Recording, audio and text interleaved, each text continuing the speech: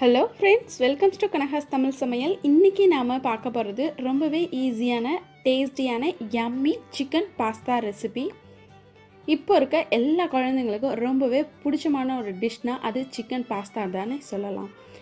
அதை வீட்டில் எப்படி செய்யலாங்கிறத நான் உங்களுக்கு சொல்லித்தரப்போகிறேன். வாங்க வீடியோக்குள்ளே போகலாம்.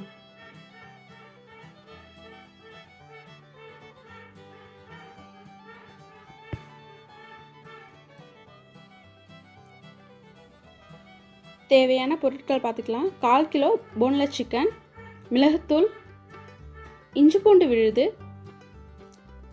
Sweet tomato sauce, green chilli sauce, soya sauce, உப்பு, ரெட் சில்லி ஃப்ளேக்ஸ், கேரட், முட்டைக்கோஸ், கார்ன்ஃப்ளவர் மாவு, பாஸ்தா, வெங்காயம், குடைமிளகாய், பச்சை மிளகாய், பூண்டு. ஃபஸ்ட்டு சிக்கன் எடுத்துக்கலாம். சிக்கன் நான் ரொம்ப சின்ன பீசஸாக கட் பண்ணி வச்சுருக்கேன். 1/4 கிலோ போன்லெஸ் சிக்கன். இதில் தேவையான அளவுக்கு உப்பு சேர்த்துக்கோங்க.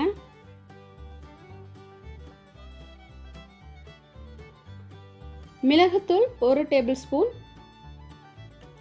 Soya sauce 1/2 table spoon. இது எல்லாத்தையும் சேர்த்து ஃபஸ்ட்டு நம்ம நல்லா மிக்ஸ் பண்ணிக்கலாம். சிக்கனோட இந்த எல்லாமே நல்லா மிக்ஸ் ஆகணும்.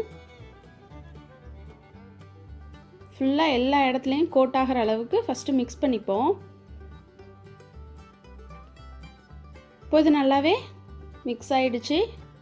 இதில் நாம் கார்ன்ஃப்ளவர் மாவு சேர்க்க போகிறோம். 2 டேபிள் ஸ்பூன் அளவுக்கு கார்ன்ஃப்ளவர் மாவு சேர்த்துக்கோங்க.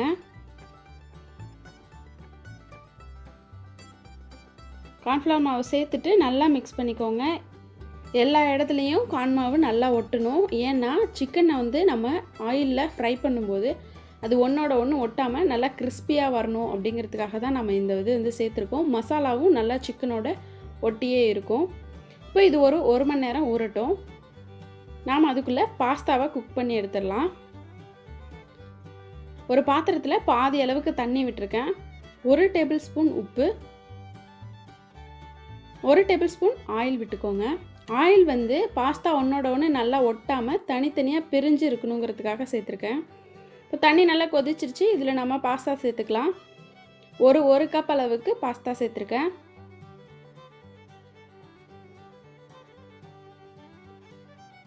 இதையும் நல்லா மிக்ஸ் பண்ணி விட்டுருங்க. நீங்கள் இதை கிளறி விட்டுக்கிட்டே இருக்கணும் அடிக்கடி. ஏன்னா பாஸ்தா கீழே போய் நல்லா ஒட்டிடும். அப்போ உங்களுக்கு சரியாக குக் ஆகாது. அதனால தான் சொல்கிறேன். இப்போ பாஸ்தா நல்லாவே குக் ஆகிடுச்சு. இதில் 1 டம்ளர் பச்சை தண்ணியை ஊற்றி இந்த மாதிரி வடிகட்டி எடுத்து வச்சுக்கோங்க. இது ஒரு 5 நிமிஷத்துலேயே உங்களுக்கு குக் ஆகிடும். ரொம்ப டைமிங் எடுக்காது, சீக்கிரமாகவே குக் ஆகிடும். அடுத்து நாம் சிக்கனை பொரிச்சு எடுத்துக்க போகிறோம். பேன் வச்சுக்கோங்க. பேனில் ஒரு 1/2 கப் அளவுக்கு எண்ணெய் விட்டுக்கோங்க. எண்ணெய் நல்லா சூடாகட்டும். சூடானதுக்கப்புறம் நாம் ஊற வச்சுருக்கோம் இல்லையா சிக்கன், அதை இதில் பொரிச்சு எடுத்துக்கலாம். நான் 1/4 கிலோ சிக்கனையுமே ஒரே டைமில் போட்டு பொரிச்சு எடுத்துட்டேன். ஏன்னா ரொம்பவே சின்ன பீசஸ் அப்படிங்கிறதுனால சீக்கிரமாகவே உங்களுக்கு குக் ஆகிடும். ஒரு 3 நிமிஷம் தான் ஆகும். ஆயில் அதிகமாக எடுக்காது. நல்லாவே கிறிஸ்பியாகவும் உங்களுக்கு ரெடி ஆகிடும். இதில் டைமிங் ரொம்ப முக்கியம். ஒரு மணி நேரம் நல்லா ஊறினா தான் உங்களுக்கு சிக்கன் நல்லா டேஸ்ட்டாக இருக்கும்.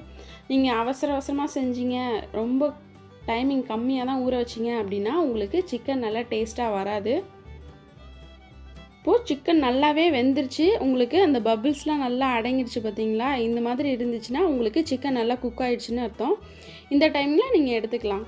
இதுக்கு கண்டிப்பாக ஒரு 3லேருந்து 4 நிமிஷம் மட்டும்தான் ஆகும். ரொம்ப அதிக டைம் தேவைப்படாது. ஏன்னா சின்ன பீசஸாக இருக்குது இல்லையா சிக்கன், அதனால தான் நான் சொல்கிறேன். நல்லா கிறிஸ்பியாகவே உங்களுக்கு ரெடி ஆகிடுச்சு. சிக்கன் ஃப்ரை பண்ணி வச்சாச்சு. அடுத்து ஒரு பேன் வச்சுக்கோங்க. பேனில் 3 டேபிள் ஸ்பூன் அளவுக்கு எண்ணெய் விட்டுக்கோங்க. எண்ணெய் நல்லா சூடாகட்டும். எண்ணெய் நல்லா சூடாயிடுச்சு. இதில் நாம் பூண்டு சேர்த்துக்கலாம். பூண்டு நான் ஒரு 5 பல் பூண்டை பொடியாக கட் பண்ணி இதில் சேர்த்துருக்கேன். அதை நல்லா எண்ணெயில் வதக்கிக்கோங்க. அதோட ஃப்ளேவர் நல்லா இறங்கணும். இது நல்ல செரிமானத்தை கொடுக்கும். ரொம்பவே டேஸ்ட்டாகவும் இருக்கும். இப்போ இது நல்லா பொரிஞ்சிருச்சு. இதில் பச்சை மிளகாய், ஒரு பச்சை மிளகாய் நான் கட் பண்ணி போட்டிருக்கேன். இதோட ஃப்ளேவர்ஸும் நல்லா இறங்கணும், அதனால் அந்த எண்ணெயிலே நல்லா இதையும் வதக்கிக்கோங்க. அடுத்து பெரிய வெங்காயம், ஒரு வெங்காயம் பெரிய வெங்காயம் நல்லா நீட்டாக கட் பண்ணி போட்டிருக்கேன்.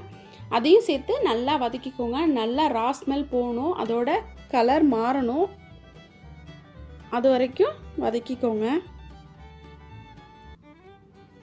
இப்போ இது வதங்கிடுச்சு. இதில் இஞ்சி பூண்டு விழுது 1 டேபிள் ஸ்பூன் சேர்த்துக்கலாம். சேர்த்து நல்லா அதையும் வதக்கிக்கோங்க. பூண்டு தனியாக சேர்க்கணும், இஞ்சி பூண்டு விழுது தனியாக சேர்க்கணும்.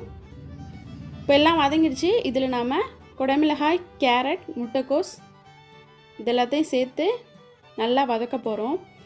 இது எல்லாத்தையும் சேர்த்து நம்ம ஒரு 5 நிமிஷம் நல்லா வதக்கணும். அப்போ தான் வந்து கேப்சிகம், கேரட் எல்லாமே வந்து நல்லா குக் ஆகும். நம்ம வதக்கிறதுல மட்டும்தான் அது நல்லா குக் ஆக போகுது. அதனால் கொஞ்சம் டைமிங் அதிகமாக வச்சு நல்லாவே வதக்கி எடுத்துக்கோங்க. இதில் கொஞ்சமாக உப்பு சேர்த்துக்கலாம். காய்கறி நம்ம சேர்த்துருக்கோம் இல்லையா, அதுக்கு தேவையான அளவுக்கு மட்டும் உப்பு சேர்த்தா போதும். பெப்பர் வந்து ஒரு 1/2 டேபிள் ஸ்பூன் சேர்த்துக்கோங்க. எல்லாத்தையும் சேர்த்து நல்லா வதக்கிக்கோங்க. உப்பு நான் ஏன் கம்மியாக சேர்க்க சொன்னேன்னா, சிக்கன்லேயும் பாஸ்தாலையும் நம்ம தனித்தனியாக உப்பு சேர்த்துருக்கோம் இல்லையா, அதனால் இதில் வெஜிடபிள்ஸ்க்கு மட்டும் உப்பு சேர்த்தா போதும். இப்போது இதில் எல்லாமே நல்லாவே வதங்கி வந்துருச்சு. நல்லா டிஃப்ரென்ஸ் தெரியும் உங்களுக்கு நல்லா வதங்கினதுக்கப்புறமே. இப்போ இதில் நாம் 1 டேபிள் ஸ்பூன் சோயா சாஸ்,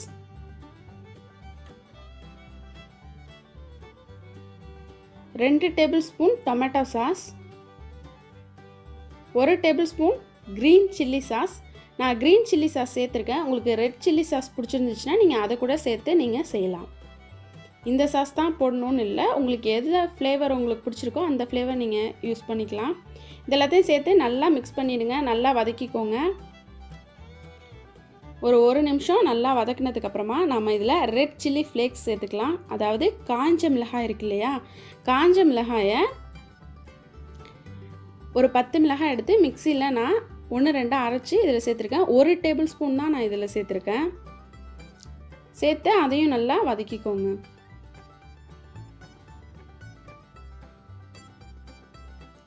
இப்போ இது நல்லா வதங்கினதுக்கப்புறமா சிக்கன் ஃப்ரை பண்ணி வச்சுருக்கதை இதில் சேர்த்துக்கலாம். அதையும் சேர்த்து நல்லா ஒரு 2 நிமிஷம் மிக்ஸ் பண்ணிக்கோங்க. எல்லா சாஸ் சேர்த்துருக்கோம் இல்லையா, அந்த ஃப்ளேவர் எல்லாமே வந்து சிக்கன்லேயும் நல்லா இறங்கணும்.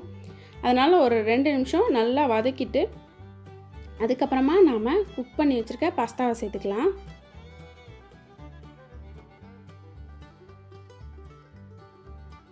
பாஸ்தாவையும் இதில் ஆட் பண்ணி நல்லா மிக்ஸ் பண்ணி விட்டுருங்க. பாஸ்தா நல்லாவே குக் ஆகிருக்கு, தனித்தனியாக பிரிஞ்சு வந்துருக்கு இல்லையா. ஒரு 5 நிமிஷம் குக் பண்ணாலே போகும். அதிகமாக நீங்கள் குக் பண்ணிங்க அப்படின்னா உங்களுக்கு பாஸ்தா குழஞ்சி போயிடும், ஒன்றோட ஒன்று ஒட்டி நல்லா உடஞ்சி போயிடும், உங்களுக்கு கரெக்டாக வந்து செய்கிறதுக்கு வராது.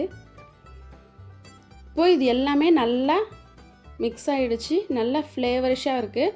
இதில் நாம் கடைசியாக கொஞ்சமாக பச்சை கொத்தமல்லி சேர்த்துக்கலாம்.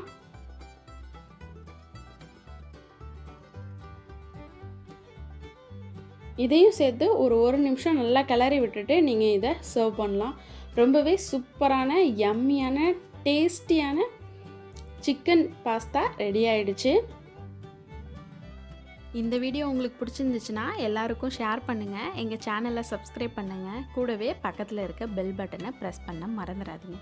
எங்கள் சேனலுக்கு எப்போவுமே சப்போர்ட் பண்ணுங்கள். நெக்ஸ்ட்டு ஒரு நியூ டிஷ்ஷோடு நான் உங்களை மீட் பண்ணுறேன். Thank you friends.